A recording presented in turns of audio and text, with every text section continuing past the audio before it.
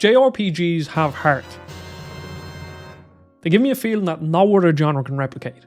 And Granblue Fantasy is a perfect example of this. And not because of the overwhelming quality of the game, because it has issues. But there is one thing that keeps me coming back, and that is the heart of the game. It simply feels like a warm hug, and I love it for that. If you don't know, Granblue Fantasy Relink brings a Japanese series to the West in a major way.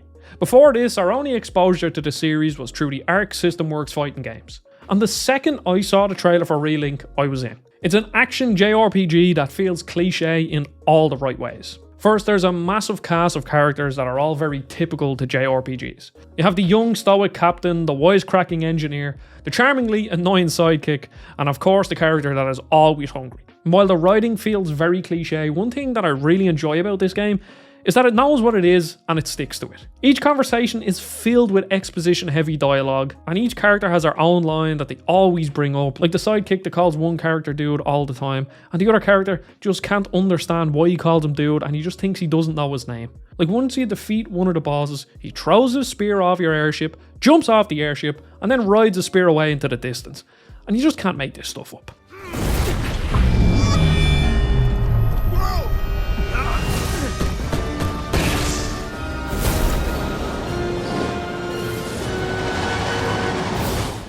I just knew I felt right at home once I visited the hub town, because there's just something so special, especially because the game is absolutely gorgeous, just walking around here, and it feels so populated. I mean, just listen to it.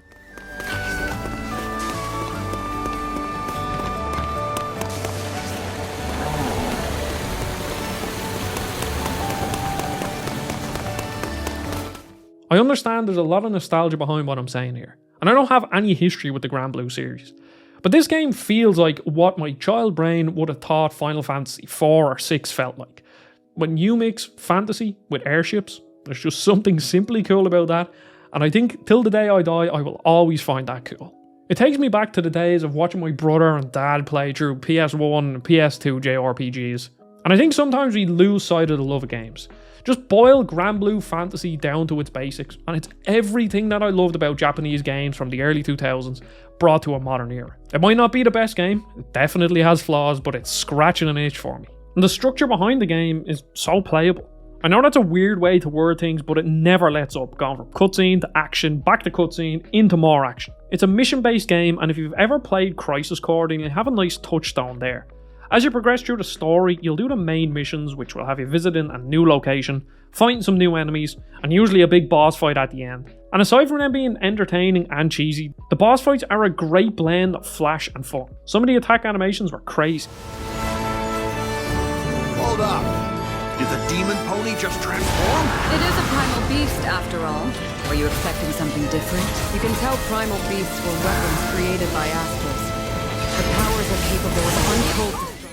Once you're done with the main story missions, it opens up the very Crisis Core-like side missions that are spawn into an area, clear the enemies or boss, or defend the location. Get some upgrade materials and gold, and then dip out to upgrade your characters and weapons. It feels like comfort food, leveling up your party, upgrading your weapons, and then of course you have to talk about all the skills you unlock, which make the combat more fun, but also there's a sphere grid-like skill tree, and just like airships and fantasy, there's just something I love about sphere grid-like systems. I loved it back in Final Fantasy X, and regardless of what game does it, I still love it to this day. And my favourite part about it all is that Gran has to be part of your party, but other than that you can choose 3 other characters, and you can play as any of the characters, and they all play completely differently. So when you're feeling bored about one moveset, you can move on to another, so you can be a sword-wielding warrior, or a gun-wielding ranger, or a mage, or a character that summons plants. And I haven't even come close to unlocking all the characters, but there's a whole host of other characters that I haven't even touched. This is by no means a review, and of course I could level loads of criticism at Crisis Core and Granblue Fantasy because of their structure.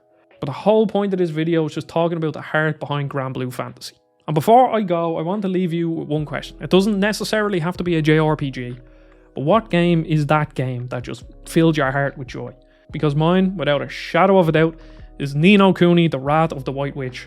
If anybody hasn't played that game, go do yourself a favour and play it. It's absolutely fantastic. I really appreciate you watching. Don't forget to subscribe, and hope you all have a nice day.